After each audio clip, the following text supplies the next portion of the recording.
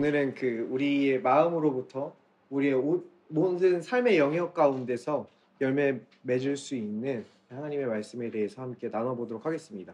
저희가 이 성경 말씀을 보면요, 하나님께서는 우리의 마음의 중심, 우리의 heart를 굉장히 중요하게 여기시는 것을 볼 수가 있어요.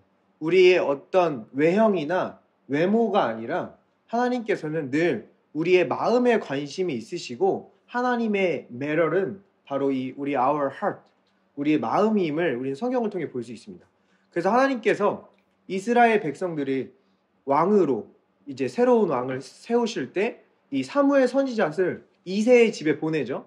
이새의 집에 갔을 때 이 이새의 아들 중에 엘리압이라고 가장 용모가 뛰어나고 체격이 좋고 뭔가 겉으로 보기에 왕처럼 보이는 그런 첫째 아들이 있었습니다. 사무엘 선지자는 이 첫째 아들을 보고 이게 바로 왕이다, 이 사람에게 기름 부어야겠다라고 생각했지만 하나님께서는 뭐라고 말씀하셨습니까? 사무엘서 말씀이 이렇게 이야기하고 있습니다. 여호와께서 사무엘에게 이르시되 그의 용모와 키를 보지 말라. 내가 이미 그를 버렸노라. 내가 보는 것은 사람과 같지 아니하니 사람은 외모를 보거니와 나 여호와는 중심을 보느니라 하시더라. 하나님께서는 이 heart, 우리의 보이지 않는 부분, 우리의 마음의 중심을 보시는 하나님임을 알 수가 있습니다. 그래서 또 많은 지혜서와 시편 가운데서도 이렇게 말씀하시는 것을 볼 수가 있어요. 사람의 행위가 자기 보기에는 무지 정직하여도 여호와는 마음을 감찰하시느니라.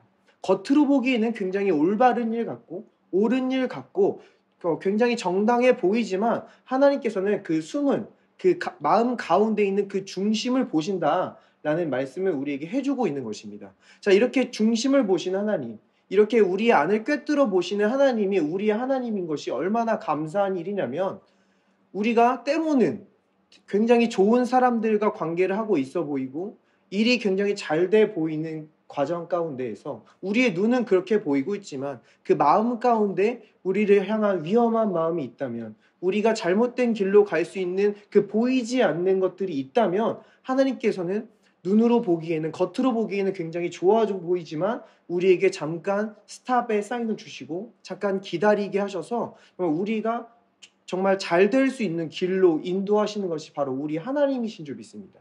또 때로는 우리 관계가 별로 유익해 보이지 않는 관계들, 별로 나한테 좋아 보이지 않는 관계, 또 일이 좀 잘 안 돼 보이는 그런 일 가운데 있을 때라도 하나님은 겉으로 보이는 게 아니라 그 안에 있는 페이버를 보시는 거예요.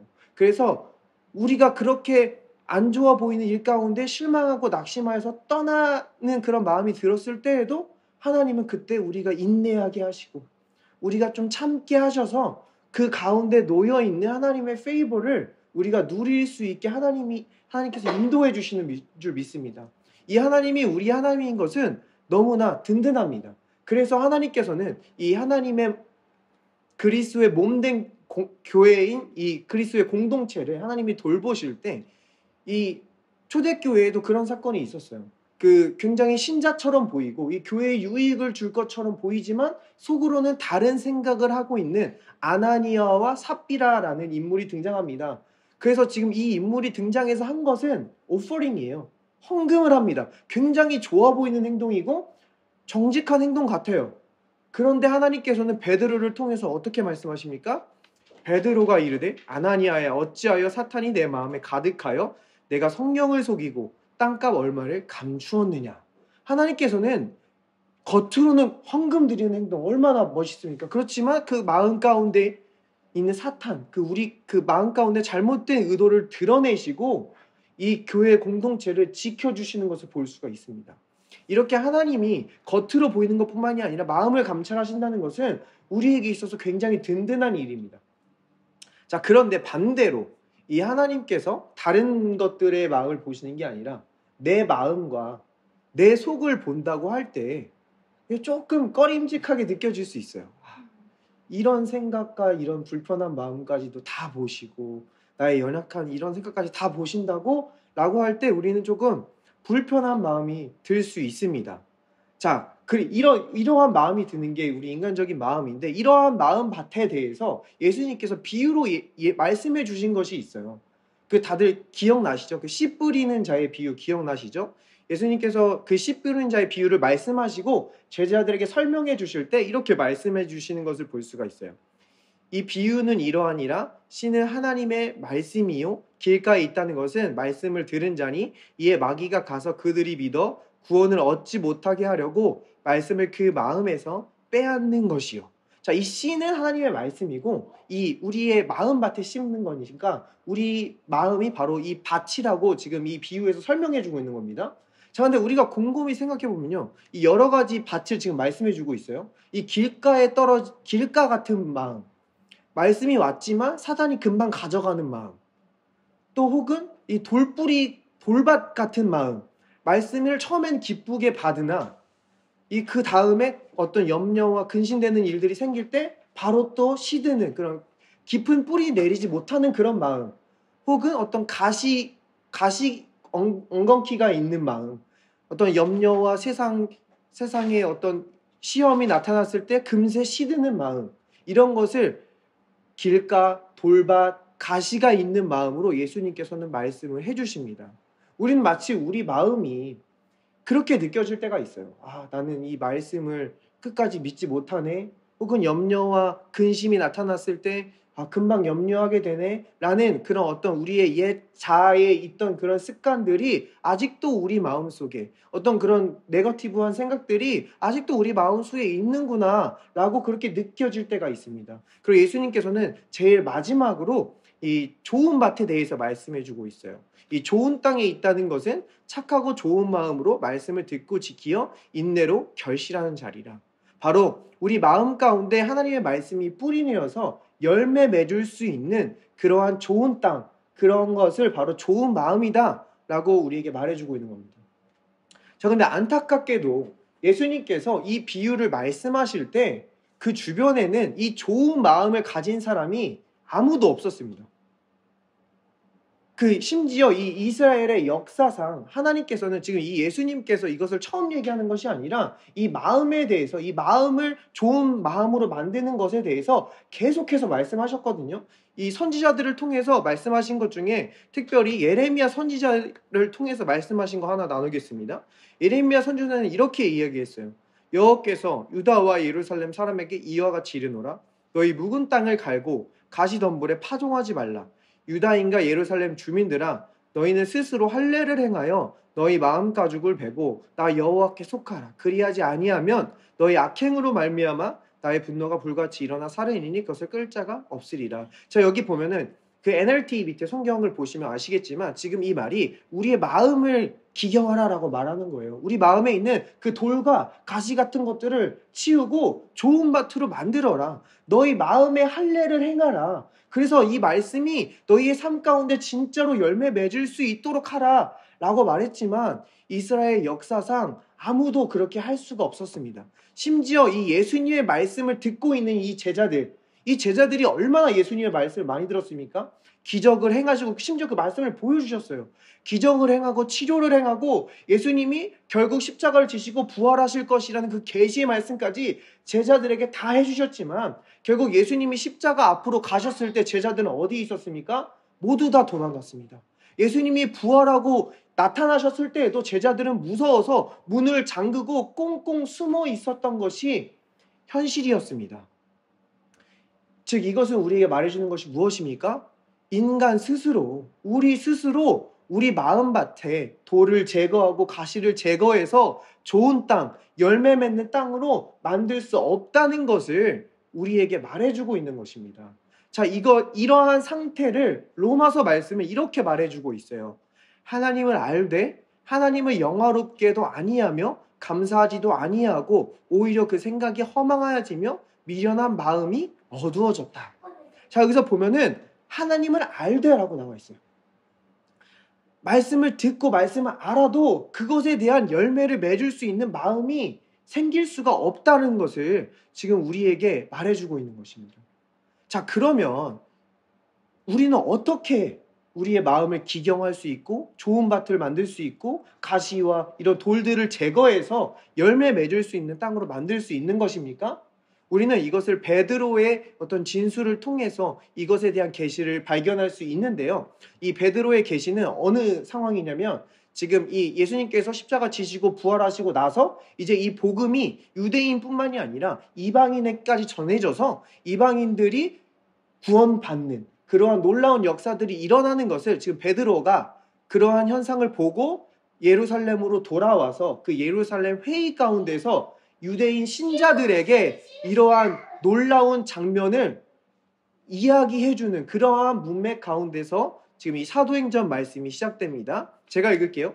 많은 변론이 있은 후에 베드로가 일어나 말하되 형제들아 너희도 알거니와 하나님이 이방인들로 내 입에서 복음의 말씀을 들어 믿게 하시라고 오래전부터 너희 가운데서 나를 택하시고 또 마음을 아시는 하나님이 우리에게와 같이 그들에게도 성령을 주어 증언하시고 믿음으로 그들의 마음을 깨끗이 하사.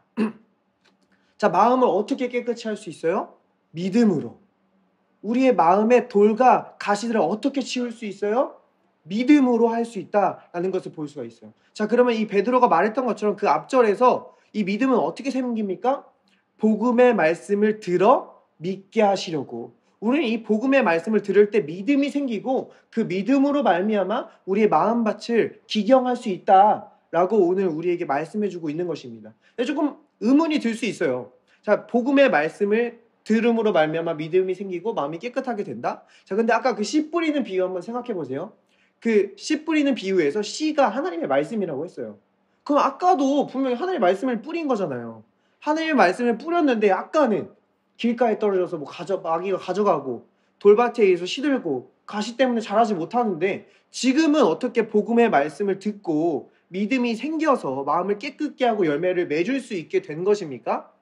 자, 이것의 차이는 바로 구약과 신약입니다. 자, 올드 테스먼트, 뉴 테스먼트. 자, 이 올드 테스먼트, 뉴 테스먼트 할 때 우리가 일반적으로 생각하기를 이 창세기부터 말라기까지가 우리 성경책에 있는 구약이죠. 자, 근데 우리가 이 뉴 테스먼트라는 말을 잘 생각해 보면은 테스먼트가 계약, 언약이라는 말도 되지만 테스먼트는 윌, 유언장이라는 말도 됩니다. 자, 그럼 이 유언은 언제부터 효력이 있는 것입니까? 유언한 사람이 죽었을 때부터 효력이 있는 것입니다. 자, 그러면은 진정한 뉴 테스먼트는 언제 시작하는 것입니까? 예수님이 십자가에서 죽고 나서부터가 바로 이 뉴 테스먼트의 효력이 시작되는 것입니다. 자, 그런데 이 예수님께서 제자들에게 이 씨 뿌리는 비유의 말씀을 하셨을 때는요, 아직 예수님께서 십자가에서 죽으시기 전입니다. 자, 그때는 이 말씀을 했지만 제자들은 결국 예수님의 십자가 앞에서 예수님이 하나님이심을 알고도 예수님께 수많은 계시를 주심에도 불구하고 도망갈 수밖에 없었어요. 끝까지 열매 맺을 수가 없었습니다. 자, 그런데 예수님의 이 십자가 사건 이후에는 이 올드 테스먼트가 끝나고 이 새로운 뉴 테스먼트 아래에서 우리는 이 복음의 말씀이 우리 마음 가운데 믿음으로 열매 맺는 것을 발견할 수가 있는 것입니다. 자, 그러면 예수님께서 십자가에서 도대체 어떤 일을 행하셨길래 이 올드 테스먼트와 뉴 테스먼트에서 우리의 마음밭이 기경되는 일이 이렇게 다르게 일어날 수 있는 것입니까? 우리는 이 주님의 고난과 죽으심을 통해서 예수님이 하신 일들을 엿볼 수가 있습니다. 자, 이 예수님의 이 고난 당하심에 대해서 시편 말씀은 이렇게 묘사하고 있는 장면이 있어요. 밭 가는 자들이 내 등을 갈아 그 고랑을 길게 지었도다. 자, 이 말씀은 예수님께서 채찍에 맞으시고 고난당하시는 그 장면을 묘사한 장면입니다. 자, 예수님께서 등에 이 채찍에 맞으시는 이 아픈 장면을 밭 가는 자들이 내 등에 고랑을 길게 잇는 것이다 라고 이렇게 묘사를 해주고 있어요. 자, 이렇게 예수님의 고난을 농경 언어를 사용해서 표현하는 것은 우연이 아닙니다. 예수님께서 이렇게 맞으심으로 말미암아 우리의 마음밭에 돌과 가시덩굴을 치워주시고 씨앗이 잘 심길 수 있도록 고랑을 만들어 주시셔서 우리의 마음을 새 마음으로 바꿔주시는 예수님의 십자가 사역을 우리는 이 예수님의 고난을 통해서 엿볼 수가 있는 것입니다. 자, 또한 예수님께서는 요한복음에서 이렇게 말씀해 주시는 것을 볼 수가 있어요. 내가 진실로 진실로 너희에게 이르노니 한 알의 밀이 땅에 떨어져 죽지 아니하면 한 알 그대로 있고 죽으면 많은 열매를 맺느니라. 자기의 생명을 사랑하는 자는 잃어버릴 것이요 이 세상에서 자기의 생명을 미워하는 자는 영생하도록 보전하리라. 자, 이것은 예수님의 십자가 죽음을 미리 말씀해 주시는 장면인데요. 지금 이 한 알에 미리 되어 죽어주신 이 예수님 때문에 자기네 생명을 미워하시사 아끼지 아니하시고 이 땅에 버리신 예수님으로 말미암아 우리는 이 땅에서 영원한 생명에 이르기까지 우리의 생명이 보존되어지는 줄 믿습니다. 이 예수님의 생명이 씨앗이 되어서 우리를 보존해주고 있는 것입니다. 자, 그럼 이 말씀에 나와 있는 이 생명은 두 가지의 생명이 나와 있어요.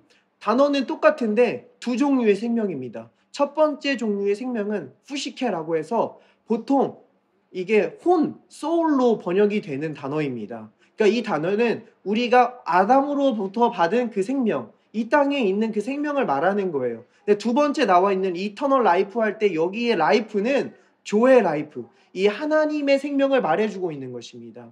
그러니까 우리는 우리에게 이 심겨진 이 예수님의 죽으심으로 말미암아 우리 안에 있는 이 생명은 이 푸시케, 이 땅의 아담으로부터 오는 생명이 아니라 이 조의 라이프, 하나님의 생명으로 말미암아 우리는 영원한 생명에 이르기까지 열매를 맺을 수 있게 되는 줄 믿습니다. 자, 이것을 베드로는 이러한 말씀으로 확증하는 것을 볼 수가 있어요. 너희가 거듭난 것은 썩어질 씨로 된 것이 아니요 썩지 아니할 씨로 된 것이니, 이게 바로 이 조의 라이프로 이루어진 그 생명의 씨앗을 말씀해주고 있는 것입니다. 살아있고 항상 있는 하나님의 말씀으로 되었느니라. 그러므로 모든 육체는 풀과 같고 모든 영광은 풀의 꽃과 같으니 풀은 마르고 꽃은 떨어지되 오직 주의 말씀은 세세토록 있도다 하였으니 너희에게 전한 복음이 곧 이 말씀이니라. 자, 그러니까 요한복음 1장 1절에는 예수님이 이렇게 묘사하죠. 태초에 말씀이 계시니라. 말씀이신 예수님께서 우리 가운데 오셔서 이 조의 라이프가 되어주심으로 말미암아 예수님께서 그 채찍에 맞으시고 우리의 마음밭에 새 마음을 주심으로 말미암아 우리는 이 생명과 이 새로운 마음으로 말미암아 우리는 우리의 마음은 열매를 맺을 밖에 없게 되는 줄 믿습니다. 자, 마지막으로 우리의 마음밭이 반드시 30배, 60배, 100배 열매 맺을 수밖에 없는 이유는요. 아까 그 베드로 사도가 그 예루살렘 공의회에서 했던 진술을 한 번 더 볼 건데요. 이 가운데서 그 이유를 말씀해 주는데 또 마음을 아시는 하나님이 우리에게와 같이 그들에게도 성령을 주어 증언하시고, 자, 그들에게 성령을 주어 증언하시기 때문에 우리는 열매 맺을 수밖에 없다라고 말을 해주고 있는 거예요. 자, 이 성령이 하시는 일이 무엇입니까? 요한복음은 말합니다. 보혜사, 곧 아버지께서 내 이름으로 보내실 성령, 그가 너희에게 모든 것을 가르치시고 내가 너희에게 말한 모든 것 생각나게 하시리라. 아까 제자들은 예수님이 아무리 말했지만 그것을 다 잊고 믿음을 잃어버릴 수밖에 없었어요. 근데 우리의 헬퍼 성령님께서 우리에게 영원히 함께 하시기에 이제 우리는 그분이 우리 마음속에 계속 말씀을 붙잡게 하시고 우리를 말씀을 들을 수 있도록 인도하시고 말씀과 가까이 있게 하시고 말씀을 깨닫게 하시고 교훈하시기 때문에 그 말씀이 우리 마음밭에 심겨서 열매를 맺을 수밖에 없다라고 말하는 것입니다. 심지어 구약 시대에도 성령이 역사하시긴 했어요. 근데 성령이 그때는 내주하시기도 하고 떠나가시기도 했습니다. 그래서 이 성령의 역사를 맛본 다윗은 자신의 마음을 정결케 하고 자신의 영을 새롭게 할 때 이렇게 기도하는 것을 볼 수가 있어요. 하나님이여, 내 속에 정한 마음을 창조하시고 내 안에 정직한 영을 새롭게 하소서. 나를 주 앞에서 쫓아내지 마시며 주의 성령을 내게서 거두지 마옵소서. 다윗은 주의 성령을 내게 거두지 말라고 기도했습니다. 왜냐하면 성령이 우리로 열매 맺게 하기 때문입니다. 자, 그런데 이제 우리는 뉴 테스트먼트, 새 언약 아래 가운데 있습니다. 성령이 기프트예요. 성령이 우리에게 영원히 거주하시는 새 언약 아래에 있게 되었습니다. 그러므로 말미암아 이 성령으로 말미암아 우리는 끝까지 열매 맺을 수 있게 되는 줄 믿습니다. 이렇게 하나님께서는, 예수님께서는 자신의 맞으심과 고난당하심으로 새 마음을 주시고 그분의 죽으심으로 우리에게 생명을 주시고 그분에게 우리에게 새 영, 성령을 주심으로 말미암아 우리가 끝까지 열매 맺을 수 있게 하신 거예요. 그래서 이 새 언약의 말씀을 완벽하게 성취하신 것입니다. 뭐 여러 군데 나와 있지만 에스겔에서 말씀한 게 보겠습니다. 또 새 영을 너희 속에 두고 새 마음을 너희에게 주되 너희 육신에서 굳은 마음을 제거하고 부드러운 마음을 줄 것이며 또 영을 너희 속에 두어 너희로 내 율례를 행하게 하리니. 예수님께서는 고난당하신가 그분의 죽으심으로 이 새 언약의 말씀을 우리에게 완벽하게 성취하여 주신 줄 믿습니다. 또한 실제적인 육적인 이스라엘에게도 이 하나님의 시간표에 따라서 이방인의 추수가 다 완성이 되면 이제 실제적인 유대인인 이스라엘에게도 이러한 새 영과 새 마음이 부어져서 그들 또한 하나님 앞으로 돌아오게 되는 줄 믿습니다. 자, 그래서 오늘 말씀을 정리해 보면요, 오늘 말씀은 우리에게 권면합니다. 우리가 때로는 말씀을 듣고 말씀을 믿고 말씀을 붙잡고 살아가지만 우리 마음 가운데 아직도 가시밭 같은 마음이 느껴지고 돌밭이 나오면 돌밭 같은 마음, 어떤 위험과 염려가 나타나면 금세 말씀을 놓치는 것 같고 세상의 염려와 어떤 시험이 나타나면 금세 시드는 것 같은 그런 기분을 느낄 수 있어요. 그런 옛 자아의 습관과 생각을 느낄 수 있어요. 그렇지만 오늘 말씀 분명히 얘기하기를 예수님께서 고난당하심으로 말미암아 우리에게 새 마음을 주셨다. 그분이 하나님의 미랄로 썩어지심으로 말미암아 우리가 반드시 열매 맺을 수 있는 생명을 주셨다. 우리에게 헬퍼이신 성령님을 보내심으로 말미암아 우리에게 새 영을 주셨으므로 우리는 반드시 열매 맺을 수 있다. 우리가 어떠한 말씀을 붙잡고 있든지 그 말씀은 우리의 삶 가운데서 반드시 열매 맺는다라는 것을 우리에게 말씀해 주고 있는 것입니다. 자, 그런데 이 말씀을 붙잡고 말씀을 심는다고 할 때 이 성경에서 심는다는 표현이 말씀을 심는다는 것 외에도 우리가 실제적인 필드에서 심는 것을 의미하기도 합니다. 그러니까 우리가 하나님께서 나의 태를 여신다, 아기를 간절히 바라고 있는 부부가 있다면 실제적으로 씨를 심지 않으면 아기가 생길 수 없잖아요. 그리고 우리가 어떤 자기의 목소리로 하나님께 영광 돌리고 싶은 그런 비전을 가지고 있는 사람이 노래를 부르지 않으면 그 목소리로 영광 돌릴 수 없잖아요.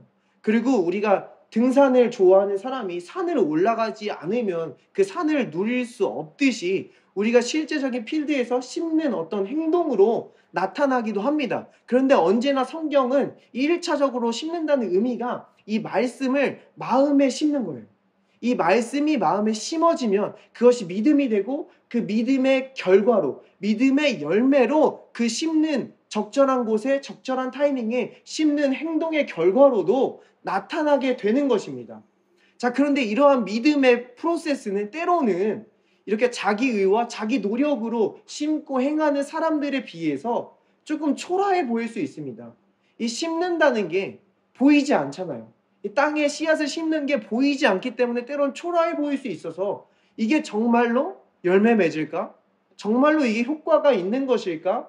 이 하나님의 말씀이 정말로 나타나는 것일까? 우리가 두려움이 들 때도 있습니다. 자, 그래서 마지막으로 이 한 말씀 같이 나누고 싶은데요. 우리가 처음에 나눴던 것처럼 마음을 감찰하시는 하나님, 이 마음을 감찰하시는 하나님께서 가룟 유다가 예수님을 배반하고 죽고 새로운 12제자를 뽑을 때 이 마음을 감찰하시는 하나님의 역사가 나타나시는 것을 볼 수가 있습니다. 이 새로운 제자의 그 후보자로 2명이 추천되는 것을 볼 수 있어요. 이 2명의 후보자 한번 보겠습니다. 그들이 2사람을 내세우니 하나는 바사바라고도 하고 별명은 유수도라고도 하는 요셉이요, 하나는 마띠아라. 그들이 기도하여 이르되 무사람의 마음을 아시는 주여, 마음을 감찰하시는 하나님, 이 2사람 중에 누가 주님께 택하신 바 되어 봉사와 미 사도의 직무를 대신할 자인지 보이시옵소서라고 기도를 했어요. 자, 그런데 이 2명의 후보자를 보면요, 한 명 요셉이에요. 이 요셉은 2가지 별명이 있었어요. 바사바라고도 하고, 이건 유대식 별명인데요, 바사바는 안식일의 아들이라는 뜻입니다. 사밧, 안식일. 그래서 안식일의 아들이라는 그런 이름입니다. 굉장히 어떤 종교적인 전통적인 그런 집안의 배경과 어떤 커리어와 포트폴리오가 있었으면 우리는 쉽게 유추해 볼 수 있어요. 그리고 심지어 별명이 2개입니다. 유수도라고도 하고, 이거는 라틴식, 이 로마식 별명이에요. 이 justice, 그 정의, 공의라는 의미를 가진 말입니다. 자, 그러니까 이 집안은 아주 유력했을 것으로 우리는 쉽게 추측해 볼 수 있습니다. 이 요셉이라는 사람은 종교적으로도 어떤 집안의 배경과 어떤 그런 포트폴리오와 커리어가 굉장히 빵빵하고 겉으로 굉장히 화려해 보이는 사람일 수 있어요. 근데 두 번째 후보자, 두 번째 캔디데이트는 그냥 마띠아라, 이렇게만 진술되고 있는 것을 볼 수 있어요. 그런데 이 마음을 감찰하시는 하나님께서는 누구를 세워주셨습니까? 이 마띠아를 사도로 세워주심을 통해서 마띠아를 하나님의 일꾼으로 사용하시는 것을 볼 수가 있습니다. 우리가 때로는 말씀을 심으며 살아가는 이 길이 이 마띠아처럼 특별히 뭔가 보이지 않을 수 있어요. 어떤 커리어나 어떤 성취가 많이 보이지 않을 시즌도 있습니다. 자, 그런데 하나님은 우리의 마음을 감찰하시는 하나님인 줄 믿습니다. 우리 마음 가운데 심겨진 하나님의 말씀, 우리 마음 가운데 믿고 있는 그 하나님의 말씀은 주님께서 그 믿음을, 그 마음을 감찰하시고 반드시 그 말씀이 열매 맺을 수 있도록 우리를 인도해 주시는 줄 믿습니다. 자, 마지막으로 우리를 격려해 줄 수 있는 말씀 한 가지만 더 나누겠습니다. 우리 심는 것을 거두게 하시는 하나님을 넘어서는 하나님의 언약의 말씀입니다. 당신들이 채우지 않았지만 온갖 좋은 것으로 가득 찬 집이 있고, 당신들이 파지 않았지만 이미 파놓은 우물이 있고, 당신들이 심지 않았지만 이미 갖고 놓은 포도원과 올리브 밭이 있으니 당신들은 거기에서 마음껏 먹게 될 것입니다. 하나님은 언제나 우리에게 finished work를 누리게 하세요. 하나님은 창조를 다 하셔놓고 아담과 하와에게 누리게 하셨고요. 예수님께서 모든 구원 사역을 마쳐놓고 우리가 누리게 하셨습니다. 하나님께서는 우리가 심는 것 이상으로 우리가 누리고 열매 맺고 하나님의 구원 사역을 누리게 하실 줄 믿습니다. 우리가 어떠한 하나님의 말씀을 지금 마음 가운데 심고 있고 붙잡고 있던지 간에 하나님께서는 반드시 열매 맺게 하실 것이며 하나님의 때에 우리를 높이실 줄 믿습니다. 이러한 말씀을 가지고 저희 같이 찬양 하나 했으면 좋겠습니다. 때론 우리가 이 말씀을 심는 길이, 이 믿음으로 가는 길이 조금 어려워 보일 수 있습니다. 어떠한 성취가 없어 보일 수 있어요. 그래서 때로는 낙심이 될 수 있습니다. 그렇지만 오늘 이 시간 주님의 임재 앞에 나온 우리 모두 그 모든 걱정과 염려를 주님 앞에 내려놓고 대신에 우리를 대신해서 하늘의 미랄이 되어서 썩어지신 그 예수 그리스도의 생명을 받는 시간이 되었으면 좋겠습니다. 우리 다 같이 찬양하시겠습니다. I will cast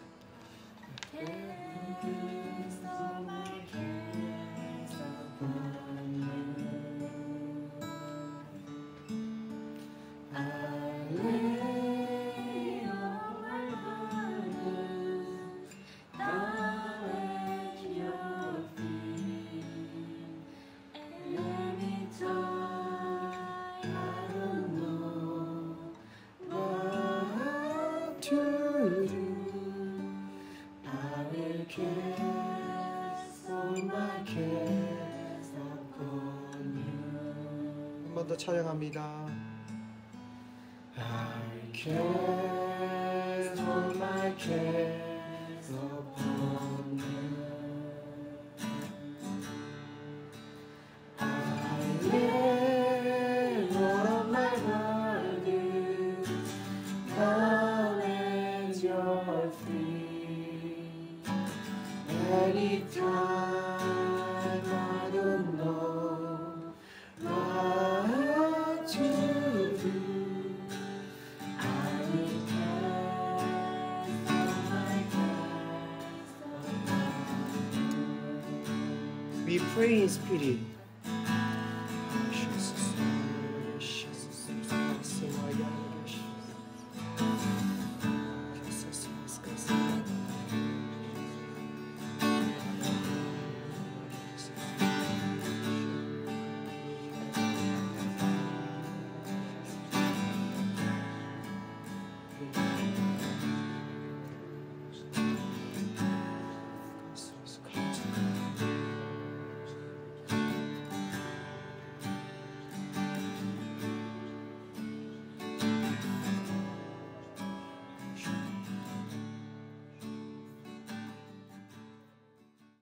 주님, 이 시간 주님의 임재 앞에 모이게 하셔서 우리에게 주님의 말씀을 뿌려주시고 다시 한번 주님께서 우리의 마음에 새 마음을 주셨고 우리에게 새 영을 주셨고 주님의 죽으심으로 말미암아 생명을 주심으로 우리가 열매 맺을 수 있게 됨을 확신할 수 있게 하시니 감사합니다. 지금 어떤 상황에 있든지 어떤 말씀을 붙들고 있든지 주님께서 하나님의 때에 우리를 높이실 줄 믿습니다. 그러므로 우리는 모든 염려와 걱정, 근심을 주님 앞에 내려놓으니 우리의 모든 걱정과 염려 대신 우리 마음 가운데 하나님의 안식과 생명으로 덮어 주시옵소서. 예수님의 이름으로 기도합니다. 아멘.